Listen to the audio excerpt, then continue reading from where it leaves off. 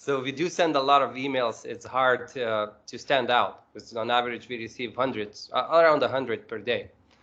And the most important bit is the subject line, with the average open rate being 20%. In active youth, we have it a lot higher, so kudos to the communications team. What helps in the open rate is the subject line is not to be too long. That's the statistics for it. And it says that optimal is around 6 words, sometimes 10, just to make sure that it fits, for example, into the mobile screen. If you go, if it's too short, it might be too abstract, so the open rate drops. And if you add the name of the recipient, talking about cold emails here, if you somehow know the name, that might help in certain cases. Now, what helps, if you don't know the name, you can use you, for example. That gives a little bit of a personal feeling. Keep it short, use emojis carefully. One is the optimum, limit punctuation, be descriptive. And now we are back to where we were. So the good examples from active youth specifically.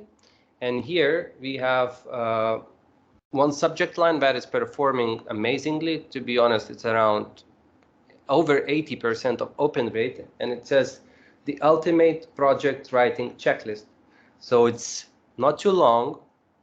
It's also quite descriptive. It has this one emoji in the end that is quite visible. So a green dot in your email subject line that might stand out if we wouldn't have used it, for example. And it also gives a little bit of curiosity to a person looking at it. So what's that ultimate project writing checklist? Maybe that's the most important bit. Your goal is to make person interested. So it's a little bit, it's descriptive, but at the same time, a little bit bringing out the curiosity from the people, at least the way I see it over here.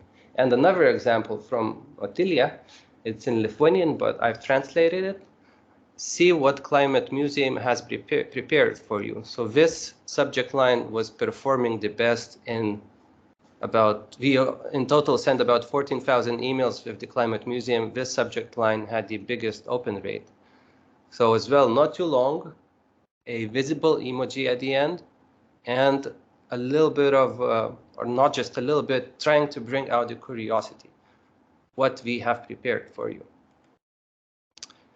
And also, I think sender is important. So as you can see, Ottilia Klimato Muziejus or Gadas from Active Youth. So we both give the name and the company in the sender line.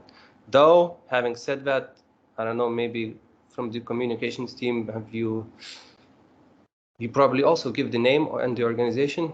I see. But I saw some cases just the name also works.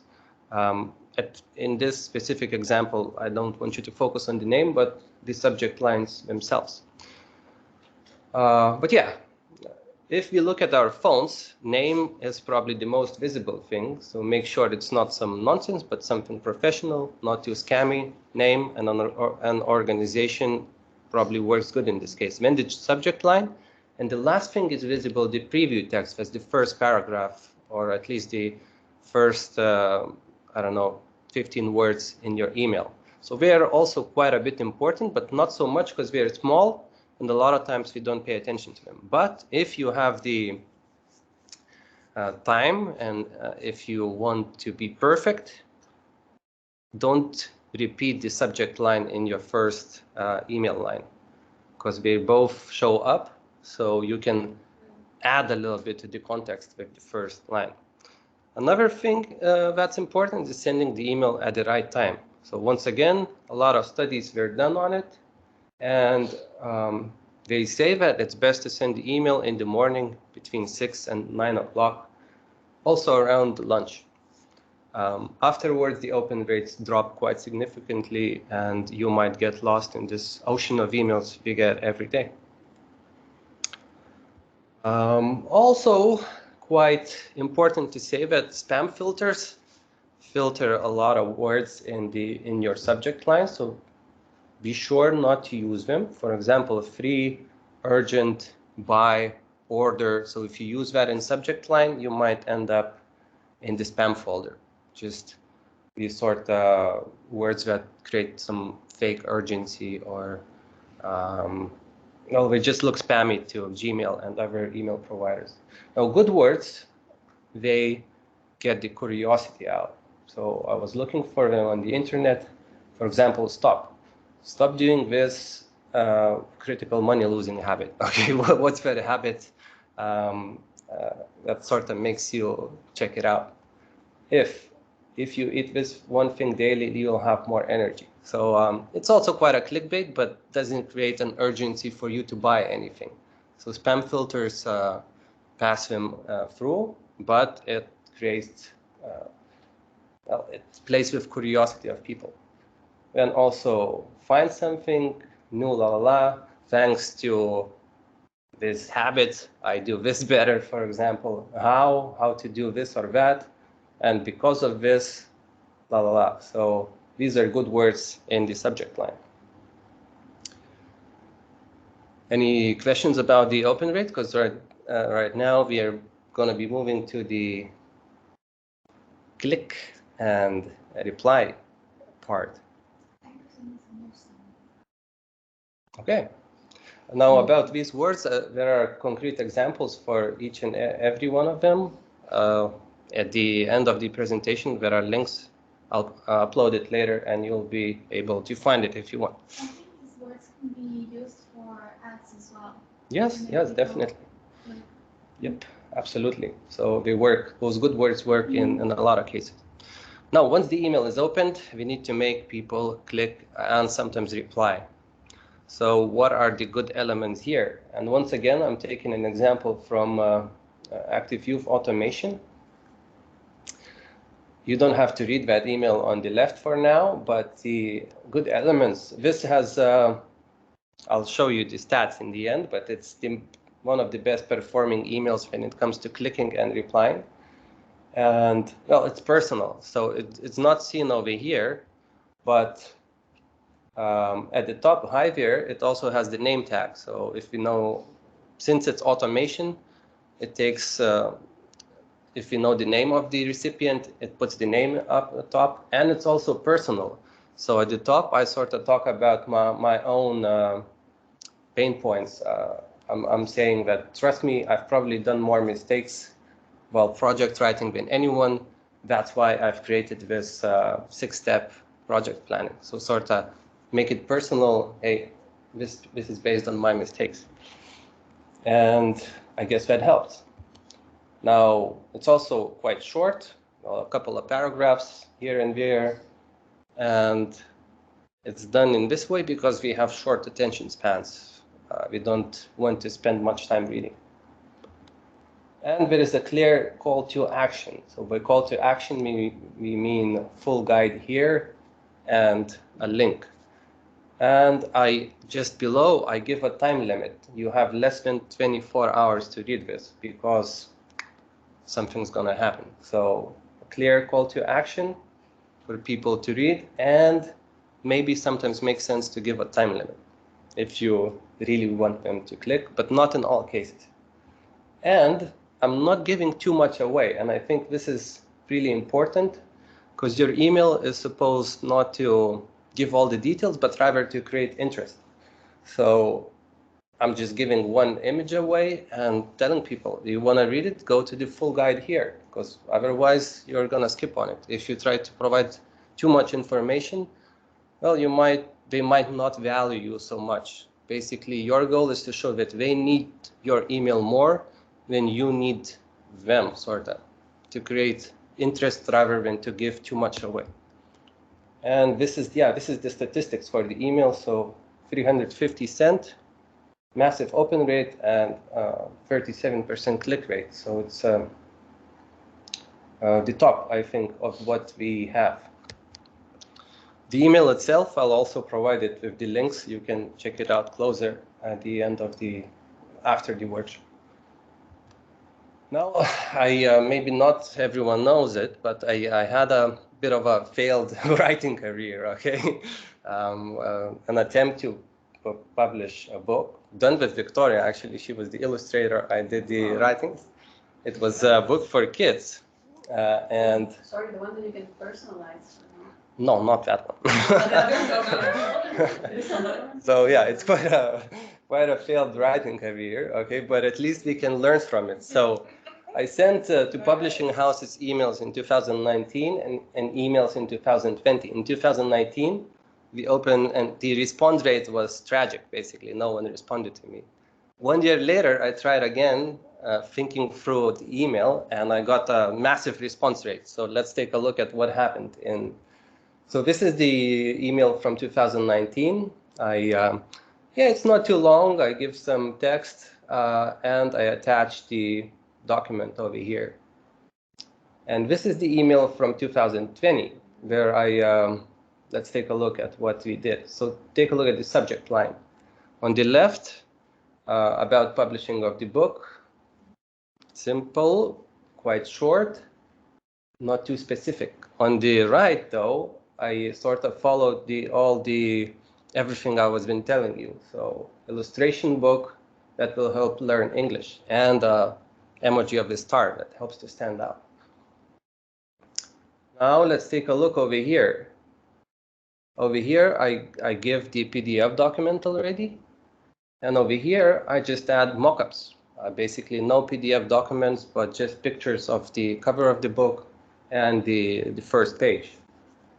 Because we don't want to give too much away, right? We want to create interest and curiosity and not just give too much away. And yeah, this was 151 word. Over here, I dropped most of the text and left it to 65 words. And I'm telling you, that's not bullshit. This was basically no one responding to me over here. Over here, I've got some 3-4 responses. I just failed later. Okay. Yeah, I guess. But in case of the email over here, this worked magically. And let's take a closer look. So yeah, we had a much better subject line that works. That was based on all these conventions, everything what I said. It was short. I focused not on the details, but basically only on the parts that were interesting for the recipient, that is the publishing house. Okay, this helps to learn English, and it also teaches to be sustainable. And I had a clear call to action. Basically, if you're interested in this email and long-term partnership,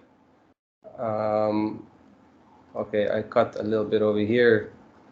I just want to know when you're available for the call. And what I said, not giving too much away. So only the mockups, creating some curiosity, but basically passing on the ball to the publishing house if you want to see the full manual. So no file, just mockups. What else is important is finding the right person to email. So sometimes even if someone opens, they might not click or respond if it's not the right person in the organization. So you have to do your homework over here.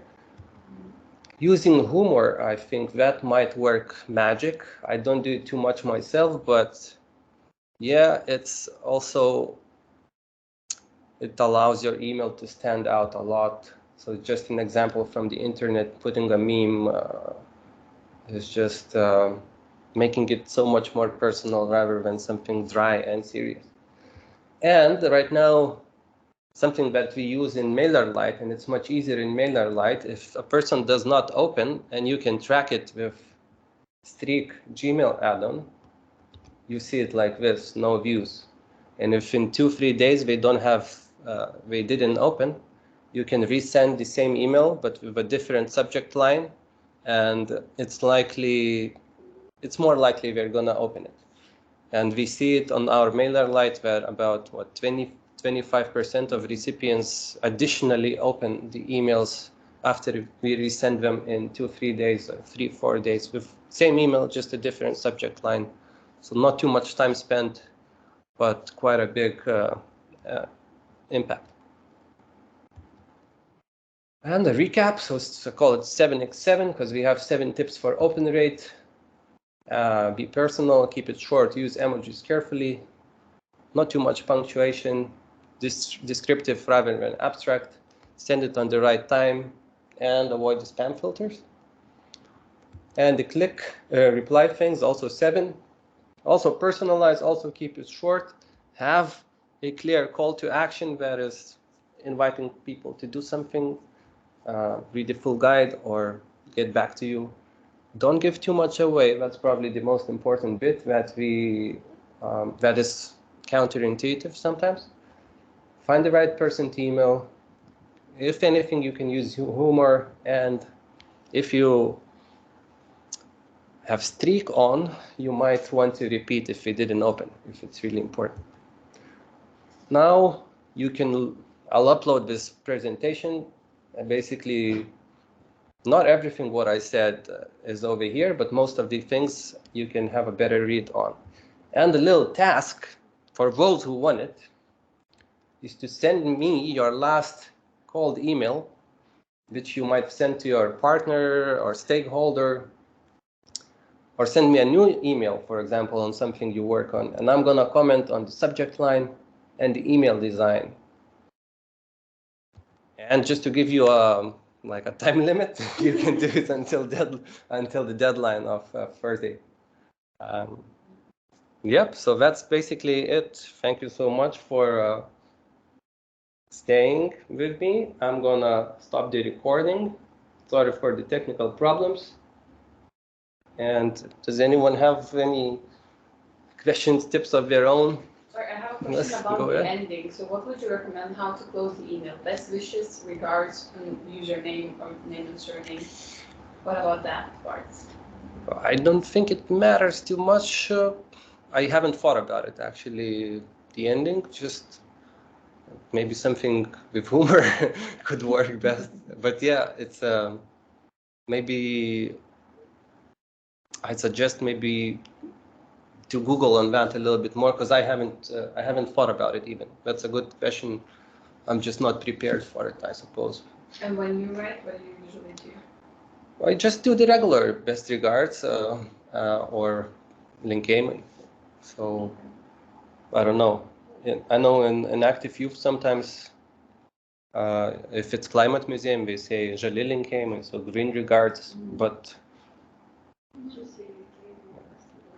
though, just a thing that might be important over here, not to over-engineer. For example, this is sent through MailerLite, so I could have done it with a lot of graphics, but I chose just a simple text with one image, and at the end you see not even my picture, just because sometimes if you overdo the ending or your own like contact line, it might look like a mass email. If you do it very simple, just with text, it might look counterintuitively more personal, because it looks like something you just typed in for that specific recipe. Okay. So maybe this. Yep. One more tip or a question? Yes.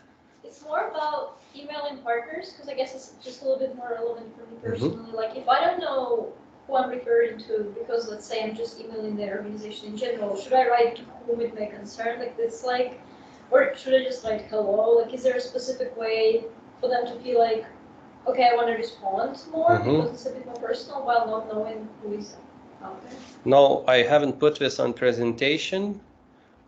But there was something in one of the links that if you use these very serious official ones, the email open rate and the click rate drops a little bit, because I think it takes a bit away from the personalization.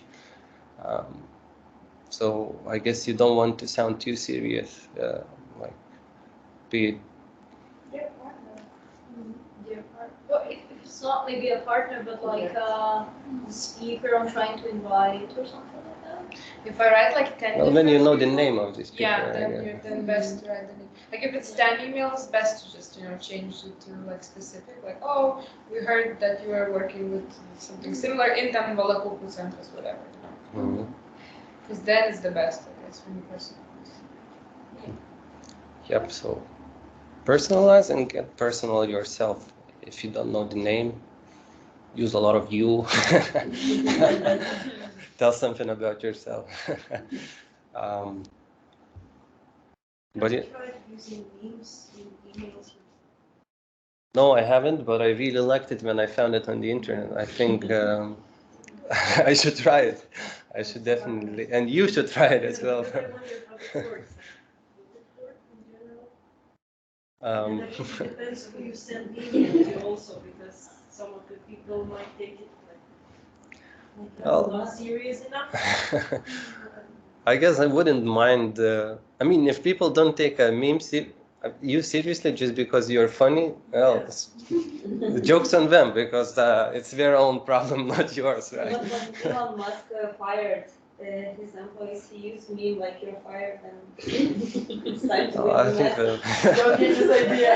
Don't give this idea. I give it to the HR department. She's already not Yeah, noting yeah, you down. Anyway, anyone from the other side has any notes? I want to ask about some tips if you are looking for a sponsor. For a sponsor? Example, yeah, you need a sponsor, so do you have any tips like how to write an email that they will respond? I think all of these would apply as well over here. But with the sponsor, the main thing is probably to offer value. So it's not just, okay, you're asking for money, but you're not just asking for money, but to make it more of a win-win some sort, I think. It's not easy sometimes, but hey, we are going to create you value because of whatever you offer. So I think just focusing on not on the asking part, but on the value for all parties in the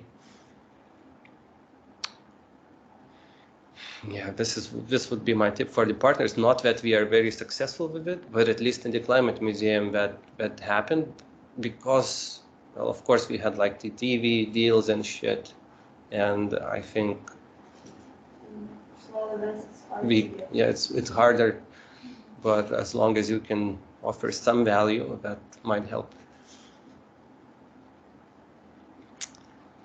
Yeah. Anything else before we You stop? sent Yeah. the mass emails to my web, right? Yes, absolutely. It's a magic tool for it. And everyone, like, because we don't really do that. I think. Well, We should start maybe. For what tool? MailerLite is a tool a communications team is mastering, and we are in the possession of it, and it's really, really great tool. But if we like would ask you, you would be able to help Yeah. us with that, right? Yeah, that's good to remember because we don't use that often. But if we need to send like a lot of emails, Yeah, it allows you to send thousands of emails per instead of one. And it also allows you to personalize every single email. So yeah, make sure to work with the communications team on this one. And probably we are done, yeah? Okay, thank you so much.